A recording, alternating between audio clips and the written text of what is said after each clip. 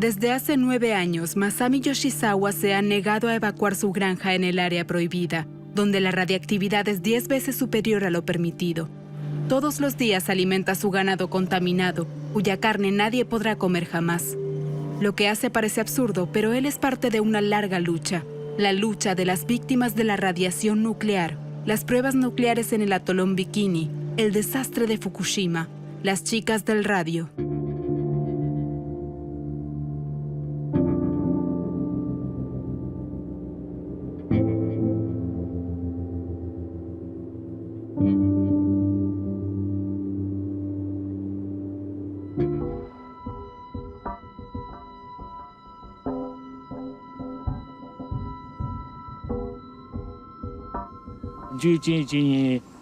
El accidente ocurrió el 11 de marzo. Ese día estaba trabajando en la planta nuclear de Onagawa, 120 kilómetros al norte de Tokio. Tuve que quedarme allí hasta el 15 de marzo y no pude volver. El 13 de marzo también se disparó la alarma en Onagawa, porque la nube radiactiva también se desplazaba sobre esta región. La radiactividad era tan alta que tuvo que imponerse un toque de queda. Nuestro equipo de medición, que estaba afuera, tuvo que regresar al edificio. Entonces, el 13 de marzo, vi un barco enorme en la bahía. Era el Ronald Reagan, que vino como parte de la operación Tomodachi. Tomodachi significa amigos en japonés. La operación Tomodachi fue una misión humanitaria de las fuerzas estadounidenses para ayudar a las víctimas del tsunami.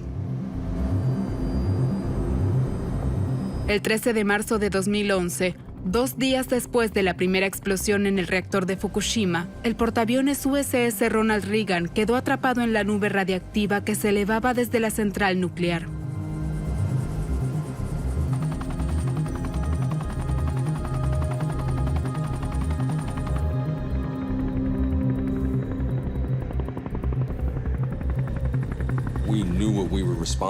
Sabíamos que se había producido un tsunami y que algo andaba mal con los reactores, que podría haber habido una fuga. Lo que no sabíamos era el grado de contaminación de la nube. Nos dimos cuenta recién cuando estuvimos dentro. Teníamos acceso a la cubierta de vuelo y cuando me levanté subí. Podía saborearlo. El aire tenía otro sabor, metálico, casi como la sangre. No, más bien como papel de aluminio, como lamer papel de aluminio. No nos enteramos de inmediato de la radiación. Intentaron ocultarlo, pero sonaron nuestros dosímetros y tuvimos que ir a las estaciones de descontaminación donde nos limpiaron. Nadie sabía lo que sucedía. Nuestros especialistas nucleares vinieron con sus contadores Geiger y tuvimos que alinearnos en largas filas en los pasillos a los lados del casco para no contaminar el interior de la nave. Escuchamos cómo pitaban los contadores Geiger y nos preguntamos, ¿qué es esto? ¿Qué está sucediendo? No se preocupen, dijeron.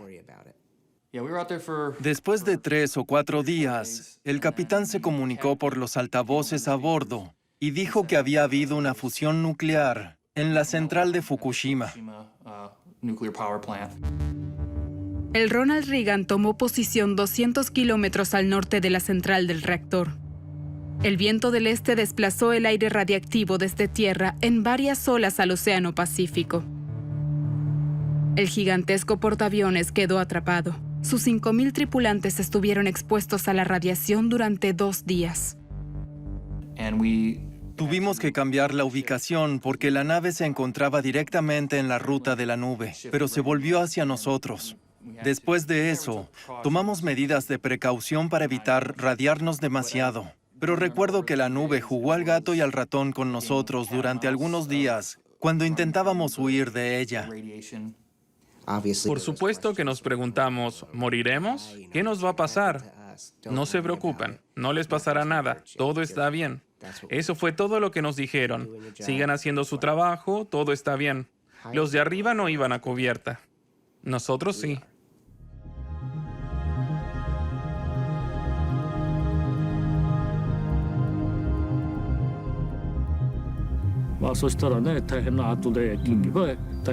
El agua potable y de ducha del barco se obtenía a partir de agua de mar filtrada. Además de la radiactividad que los soldados absorbían de la atmósfera, también se contaminaron con el agua potable, lo que probablemente fue peor.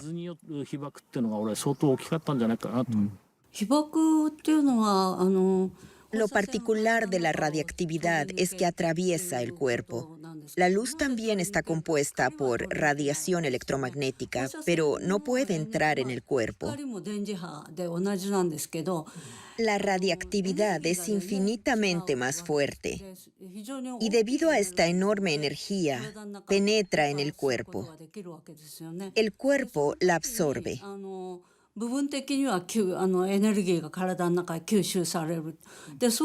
A su vez, la radiactividad daña las moléculas del cuerpo. Es particularmente problemático cuando esta energía daña el ADN que lleva la información genética. Nos dijeron que nos preparáramos para subir y limpiar todo, cada avión y cada centímetro de superficie. Y recién bajaríamos de cubierta cuando termináramos con todo. Inmediatamente después de la primera explosión, los habitantes de la región se creyeron a salvo de la nube de radiación por la dirección del viento. Pero el 15 de marzo, el viento viró hacia el interior del país hasta Tokio y en el camino expuso a innumerables personas a la radiación. En tierra, en el mar, en el aire, el desastre fue enorme. Imposible escapar de él. En todas partes la gente se preguntaba, ¿hay alguna forma de protegerse?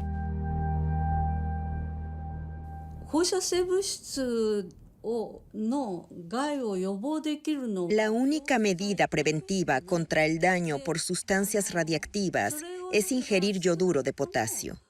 Esto al menos podría hacer algo contra el desarrollo del cáncer de tiroides. Es el único remedio.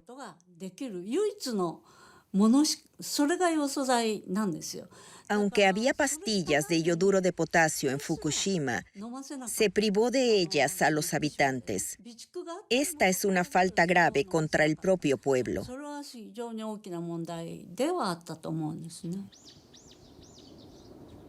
El 14 de marzo explotó en Fukushima el reactor número 3. El alcalde Miharu y su adjunto decidieron distribuir pastillas de yodo a todos los habitantes. Miharu fue la única comunidad en la región que dio este paso. Lo hizo sin la aprobación de la administración del distrito, que hizo todo lo posible para minimizar el peligro. La catástrofe dejó al descubierto todos los elementos del complejo núcleo industrial: retención de información, pasividad o servilismo de las autoridades supervisoras a los operadores de la central, ignorancia o incompetencia de las autoridades. Tomar pastillas de yoduro de potasio es la norma en estos casos, pero no recibimos ninguna información ni sobre la situación ni sobre la dosis de radiación. De la prefectura de Fukushima no vino nada. Ya no podía confiar ni siquiera en mi estado ni en las autoridades para proteger a los afectados. De arriba no venía ninguna información.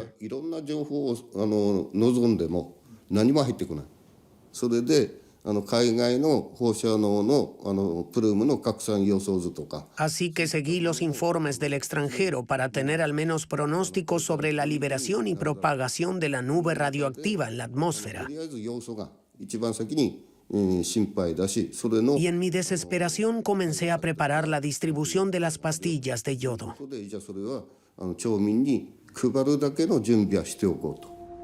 El 15 de marzo explotaron los reactores 2 y 4. Se produjo una fuga masiva de material radiactivo. El personal de la central fue evacuado. Los 17,000 habitantes de Miharu recibieron sus pastillas de yodo.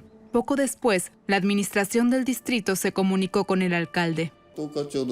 El director del departamento responsable nos reprochó haber repartido las pastillas de yoduro de potasio entre los habitantes y preguntó por indicaciones de quién habíamos actuado. Le dijimos que actuamos de forma independiente. Entonces nos exigió que recogiéramos las pastillas porque la prefectura no había dado esa orden. Le dijimos que las pastillas ya se habían repartido y que era imposible recuperarlas. Sencillamente lo ignoramos.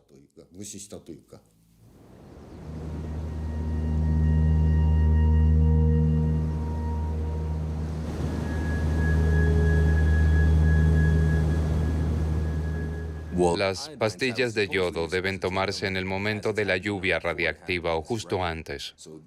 Deberíamos de haber firmado un formulario diciendo que nos habían dado pastillas de yodo, lo cual nunca sucedió. Los formularios se distribuyeron recién mucho después, e incluso si realmente nos hubiesen dado las pastillas, habrían sido ineficaces.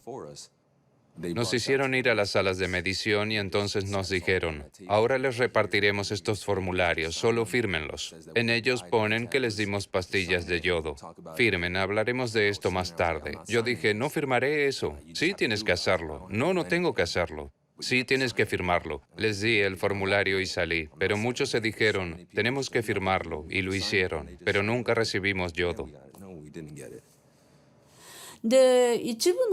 Los oficiales principales sí tomaron las pastillas de yoduro de potasio.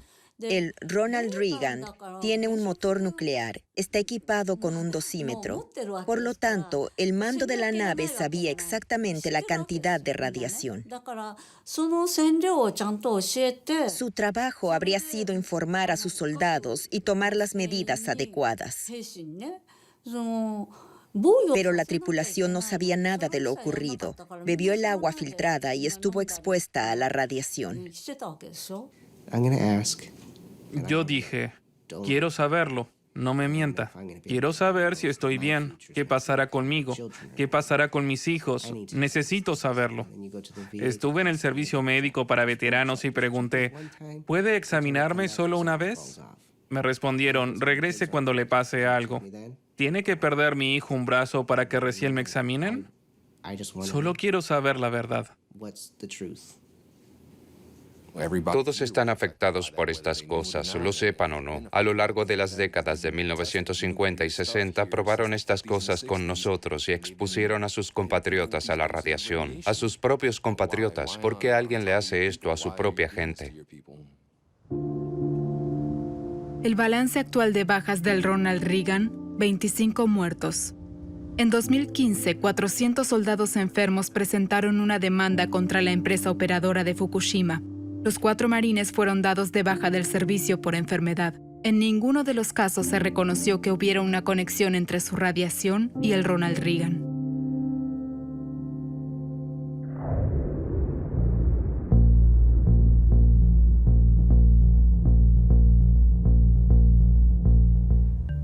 Vendajes, camillas, quemaduras. La bomba de hidrógeno que detonó en el atolón Bikini el 1 de marzo de 1954 superó en fuerza explosiva a todo lo conocido hasta el momento. La onda expansiva fue 2,5 veces más potente de lo previsto. Un barco pesquero japonés, el Daigo Fukuryu Maru, se encontraba en la zona de impacto nuclear. La tripulación del pesquero fue expuesta a la radiación sin ninguna protección. Menos de 10 años después del lanzamiento de las bombas atómicas sobre Hiroshima y Nagasaki, Japón se enfrentaba nuevamente a los efectos mortales de la energía nuclear.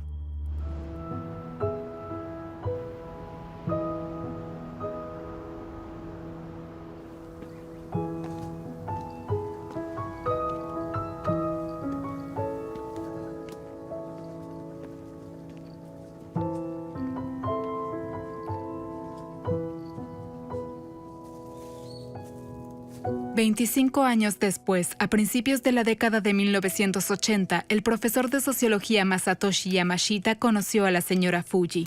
Ella y su hijo Setsuya fueron contaminados con radiación en el ataque a Nagasaki. En 1954, Setsuya fue expuesto a radiación por segunda vez. Como pescador, él también se encontraba en el área de ensayos de Bikini. Setsuya y su madre están enterrados uno al lado del otro en este cementerio. 自殺された原因といいますかね、それはどう思いますか？さあ、私には分かりませんね。やっぱり病気を苦にしたがじゃないんでしょうか。それ以外に考えることはありません。 Se quitó la vida en alta mar. Tenía 27 años. No pertenecía a la tripulación del Daigo Fukuryu Maru. Hasta entonces, pensábamos que era el único barco expuesto a radiación nuclear en el atolón Bikini. Eso habíamos aprendido en la escuela. pero no era correcto. Nos horrorizamos al saber que había más gente en ese momento en el atolón Bikini, que navegaban otros barcos además del Daigo Fukuryu. Yamashita comenzó a investigar. Junto con sus estudiantes, buscó pescadores que también habían estado en el mar en la región del atolón Bikini en 1954. Repartieron cuestionarios en las cercanías de la ciudad portuaria de Kochi y recibieron alrededor de 300 respuestas. Los resultados son impactantes. Lo que descubrieron Yamashita y sus estudiantes contradecía la versión oficial de los hechos. El Daigo Fukuryu Maru no fue el único barco que recibió radiactividad durante los ensayos nucleares estadounidenses. Muy al contrario, el casco de madera del navío, expuesto actualmente en un museo, es solo la punta del iceberg. Otras 700 embarcaciones pasaron por lo mismo, y los 23 marineros radiados del Daigo Fukuryu son solo una minoría de los varios miles de pescadores que hasta el día de hoy no han sido registrados ni indemnizados oficialmente.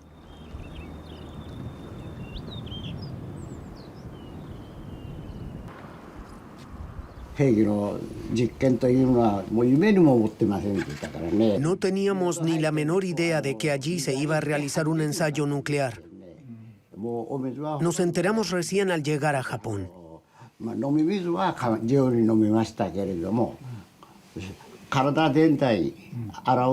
Teníamos suficiente agua potable a bordo. Pero para ducharnos usábamos agua de mar. Además había fuertes ráfagas y nos empapábamos por completo.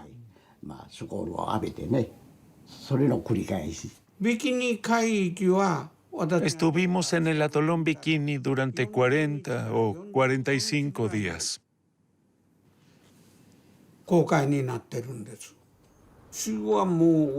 No hubo información ni indicaciones del gobierno de que deberíamos evitar esa área por un ensayo nuclear.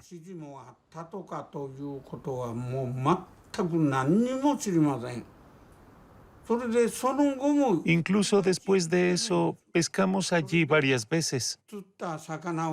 Y, por supuesto, comíamos pescado 3 veces al día, incluidas las vísceras. Después me enteré de que las vísceras son lo primero que se contamina.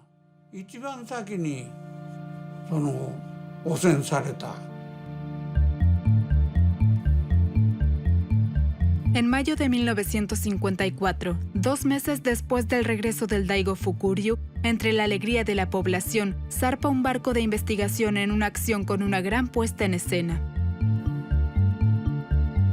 El gobierno japonés encarga al Shunkotsu Maru que tome mediciones en la región de Bikini y mapee la propagación de la radiactividad.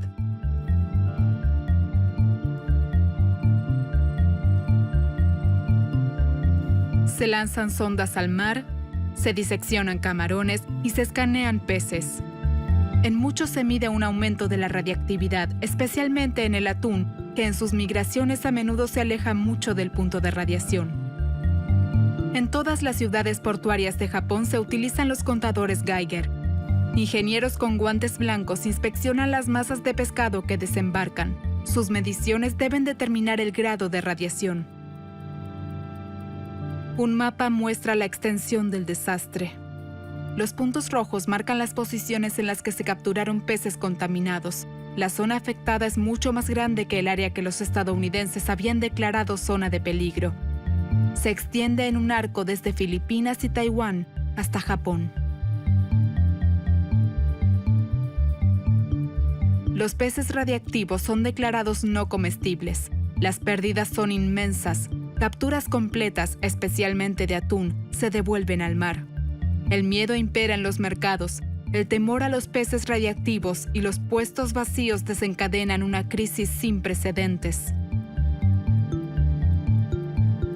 Los pescadores exigen compensaciones del gobierno. Mientras tanto, los ensayos nucleares estadounidenses continúan en Bikini. Los japoneses se manifiestan contra las bombas atómicas. En los medios de comunicación, la frase Shino-hai, las cenizas de la muerte, se convierten en un nombre común para la lluvia radiactiva. El movimiento antinuclear gana impulso y popularidad. En Estados Unidos están intranquilos. La Guerra Fría está en pleno apogeo. Hay que hacer algo. If Japan were to fall under Soviet domination, the gain for communism would be tremendous. To prevent this possibility, a strong, well-defended Japan is vitally important and necessary. A principios de diciembre de 1954, se instala un nuevo gobierno, no sin la influencia estadounidense. El 10 de diciembre son rehabilitados criminales de guerra y políticos condenados que pertenecieron al régimen militarista hasta 1945. El 27 de diciembre, uno de ellos, el nuevo canciller Mamoru Shigemitsu, se dirige a Estados Unidos y pide $2 millones. Con este dinero se compraría el silencio de los pescadores. Al mismo tiempo, un gran número de exmilitares son puestos en libertad condicional. Japón debe volver a formar un ejército. Los estadounidenses lanzan en todo Japón una gran ofensiva de propaganda nuclear. Le encargan a Walt Disney una serie de dibujos animados para darle a la energía nuclear no solo una imagen positiva, sino incluso de cuento de hadas. The atomic age was born. Truly the superpower which man has released from within the atom's heart is not one, but many giants. One is the warrior, the destroyer. Another is the engineer, seeking to provide vast quantities of energy to run the world's machines. La exposición Átomos por la Paz se presenta en 1955 en más de 20 ciudades japonesas, incluso en Hiroshima y Nagasaki.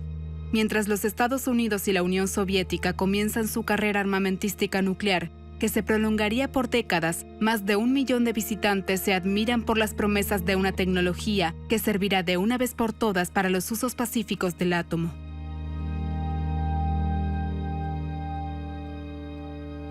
Las tumbas callan y los muertos no hablan. El sufrimiento de las personas contaminadas en Hiroshima y Nagasaki se ha olvidado.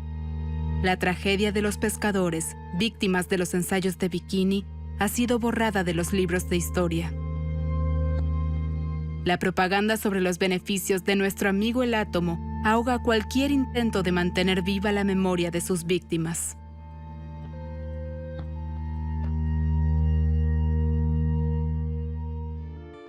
La radiactividad, un fenómeno físico que puede tanto matar como curar. Fue descubierto por Henri Becquerel e investigado por una pareja legendaria, Pierre y Marie Curie. Los Curie son los primeros en utilizar el término radiactividad.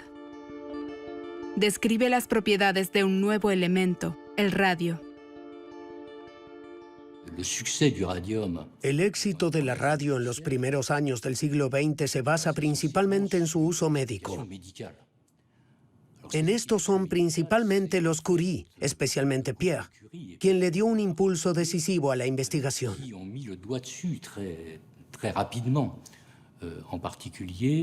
Una vez Henri Becquerel olvidó una bolsita de polvo de radio en el bolsillo de su chaleco. Poco después le dijo a Pierre Curie: «Oye, esto es extraño, tengo una quemadura exactamente donde puse la bolsita con radio». A esto, Curie se ató una pequeña bolsa de sal de radio alrededor de su antebrazo izquierdo y efectivamente apareció también una especie de quemadura que le dejó una cicatriz.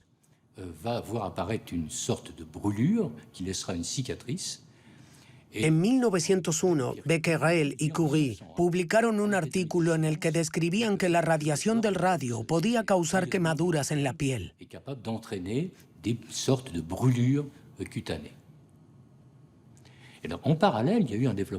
Al mismo tiempo, la industria comenzó a interesarse por el hecho de que el radio brilla en la oscuridad. Fue Marie Curie quien observó este efecto inmediatamente después del descubrimiento del radio, al que se refirió como esa hermosa luz azulada.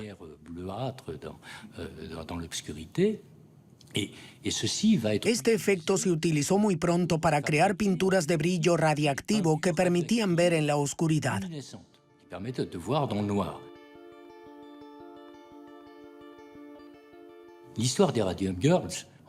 La historia de las chicas del radio es uno de los primeros casos documentados de cáncer causado por radiación ionizante.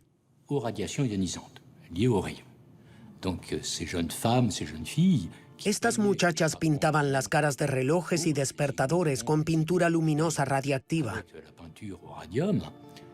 Además les dijeron, laman sus pinceles, eso dará líneas más finas y verán que así es más sencillo e irán más rápido.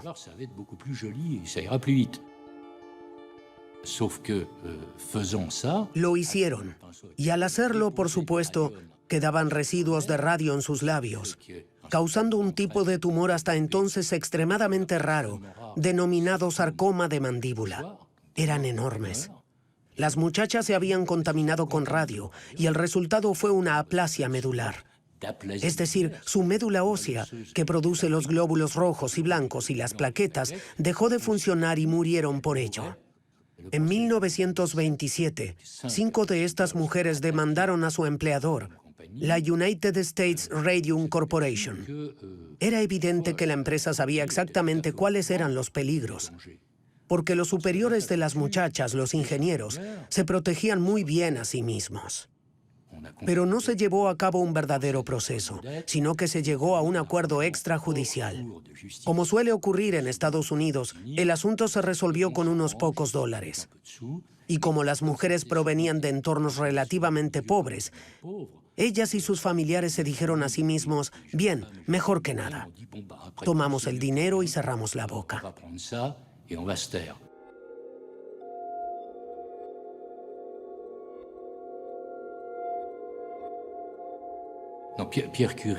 Pierre Curie murió en 1906 en un accidente de tráfico. Cuando estaba a punto de ser trasladado al Panteón, fue exhumado y se abrió su ataúd. Entonces escapó una nube de radón, lo que demostró que estaba seriamente contaminado.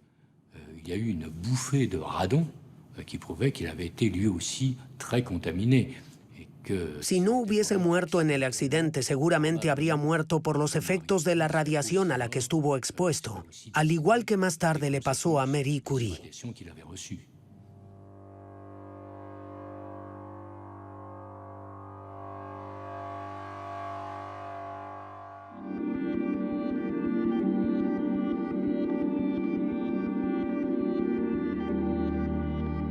De frente, de perfil o de atrás.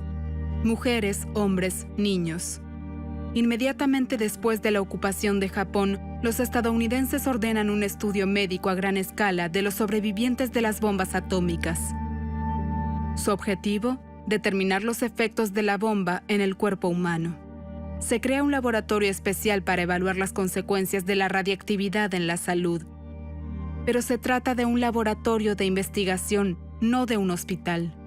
Los afectados son observados, pero no tratados. Las víctimas de la radiación por las bombas son degradadas a conejillos de indias. Esta gran cantidad de fichas, numeradas y escritas con tinta azul o negra, registran la radiación externa. Son documentos de lo indecible, un archivo del horror y de la inmoralidad atómica.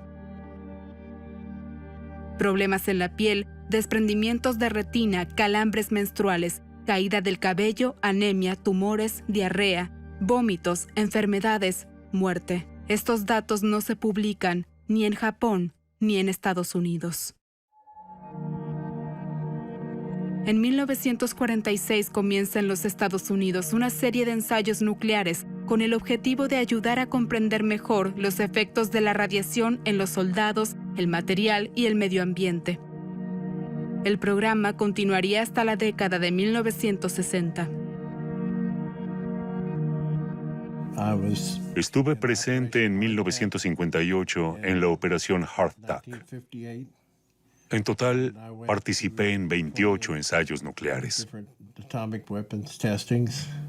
La operación Hardtack consiste en una serie de pruebas nucleares atmosféricas y submarinas que tuvieron lugar entre el 28 de abril y el 18 de agosto de 1958 en la región de las Islas Marshall. 35 pruebas en 83 días, es decir, prácticamente una prueba cada 2 días. Una de ellas fue la prueba del árbol arcoíris. Fue un experimento submarino. Se produjo una nube enorme y entonces el mar se abrió. Un barco anclado justo al lado de la detonación sencillamente se partió por la mitad y voló por los aires como un juguete. Nuestro portaaviones estaba un poco más lejos. Cuando la onda expansiva nos alcanzó, el fuselaje se arrugó como una hoja de papel de aluminio y se inclinó 49 grados. Todos pensaron que estábamos zozobrando. Se puso en marcha el lavado de la cubierta, pero creo que solo bombeaban agua de mar contaminada al barco. Yo estaba en uno de los pozos del ascensor a la cubierta cuando llegaron los muchachos con los contadores Geiger. Solo dijeron, saca tu trasero de aquí. Aquí todo está contaminado. Está realmente caliente. Así que me fui de allí y tuve que ir a la estación de descontaminación. Allí me dijeron, quítate toda la ropa, báñate, trae las uñas. Para los contadores Geiger.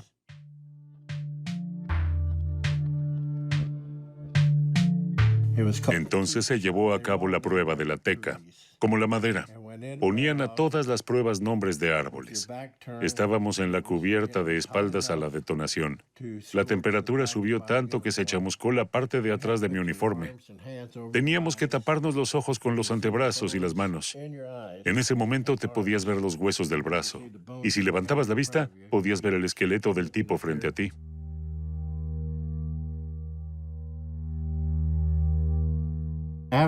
Una vez hubo 3 pruebas el mismo día. Después de eso, muchos muchachos se sintieron realmente mal. En la enfermería sencillamente decían, hay una pequeña gripe, no se preocupen. Después nos daban unas pastillas. Supongo que era una aspirina. Dijeron que no había ningún riesgo. No estaban demasiado cerca. No absorbieron tanto como para que pudiera producirse alguna enfermedad. Era radiación de bajo grado. Sencillamente la despedirán con la orina. Y con el tiempo desaparecerá. El ejército estadounidense minimiza sistemáticamente los efectos de la radiación en sus soldados. Al igual que los responsables en la Unión Soviética, que en 1986 enviaron a sus hombres al infierno radiactivo de Chernóbil solo con protección respiratoria de cobre y chalecos forrados de plomo para limpiar los escombros. Pronto solo se llamarían los liquidadores.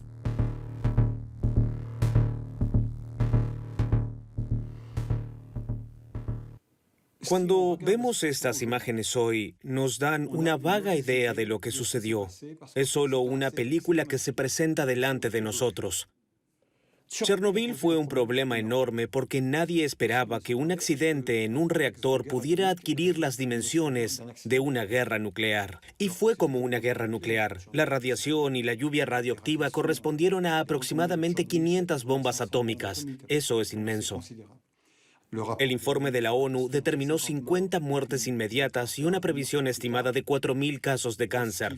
Según esto, Chernobyl se habría cobrado menos víctimas que los accidentes de tráfico en un solo día en toda la antigua Unión Soviética. Actualmente, más del 80% de todos los niños de Bielorrusia se consideran enfermos. De hecho, el número se acerca más bien al 90%. Antes del accidente era del 15 al 20%. También se puede observar un estado de debilidad general en los adultos. Se enferman con frecuencia. Fueron los niños enfermos de Chernobyl. Ahora son los adultos enfermos de Chernobyl. La población disminuye. El número de muertes se ha duplicado en relación con el número de nacimientos. Antes de Chernobyl, en Bielorrusia había 60 muertes por cada 100 nacimientos. Hoy hay 120 muertes por cada 100 nacimientos. Esa es la realidad. Una población que está cada vez más enferma, pero cuyas enfermedades no se consideran provocadas por la radiación. Hay casos sumamente preocupantes. A fines de 2017, de la nada, en una escuela de Minsk hubo 2 casos de ataques cardíacos en niñas. Con solo unas semanas de diferencia murieron 2 niñas de 10 años. No hay información sobre las causas, al menos todavía no. Pero hasta donde yo sé, como resultado de estas muertes, el gobierno ha realizado exámenes masivos de detección en niños para identificar a los que están en riesgo. Los defectos congénitos juegan un papel importante en esto. La radiación al feto en el momento en que se está formando el corazón puede generar una enfermedad valvular. El resultado son arritmias cardíacas y todo tipo de problemas cardíacos. La causa más común de muerte entre los liquidadores de Chernobyl es el infarto. Esto demuestra muy bien una relación directa entre la radiación y la enfermedad. En 2011 se produce el desastre de Fukushima y la contaminación radiactiva más grave en el mar hasta entonces da un nuevo impulso a las demandas de los pescadores de bikini. Masatoshi Yamashita reanuda su investigación. El desastre del reactor nuclear de Fukushima nos despertó. No debemos olvidar estos eventos. Los acontecimientos en el atolón de Bikini aún no han sido aclarados. Existe el riesgo de que suceda lo mismo con Fukushima.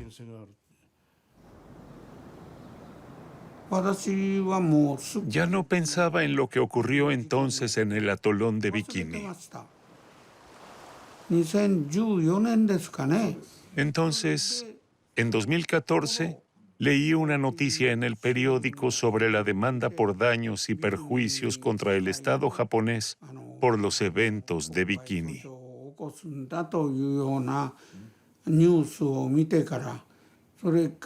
Después de eso, me informé y busqué a otros afectados para poder conversar al respecto. Fue una vergüenza lo que el Estado hizo con nosotros.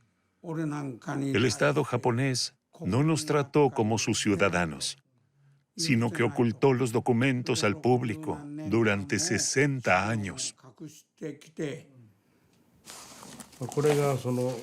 Estos son los documentos que la Oficina de Pesca publicó en febrero de 2015 y repartió entre los diputados.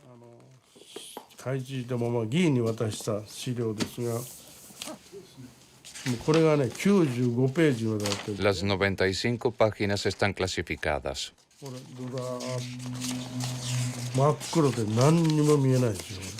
Negro, todo negro. Es absolutamente inútil. Es sencillamente grotesco.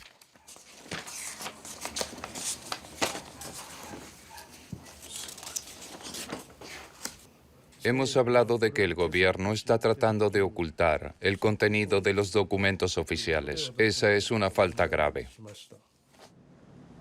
En 2015, 61 años después de los hechos, 45 pescadores japoneses que fueron irradiados en Bikini demandan al Estado japonés por ocultar información. Exigen una indemnización por los costos de su tratamiento y lisa y llanamente exigen la verdad.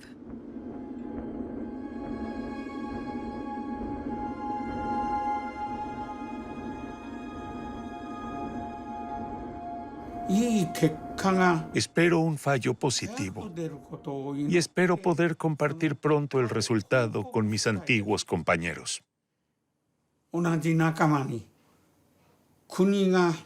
Fuimos abandonados por el Estado. El Estado no nos protegió.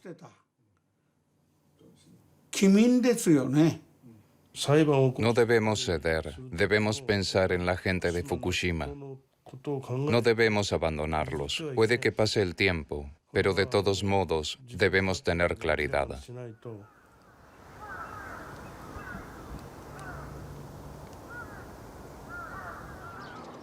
En Fukushima, hoy casi 30 demandas están pendientes de proceso. Se trata principalmente de los derechos de los niños que aún están expuestos a los riesgos de la radiación. y los esqueletos de los adolescentes son particularmente sensibles.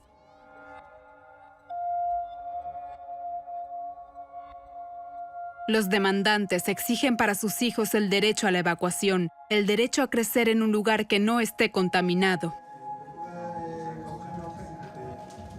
Acusan al gobierno y a las autoridades de Fukushima de haber expuesto a sus hijos a la radiación por negligencia y desinformación selectiva. El número de casos de cáncer de tiroides en niños no deja de aumentar. Pero según la opinión de varios expertos, esto no tiene por qué deberse necesariamente a la radiactividad.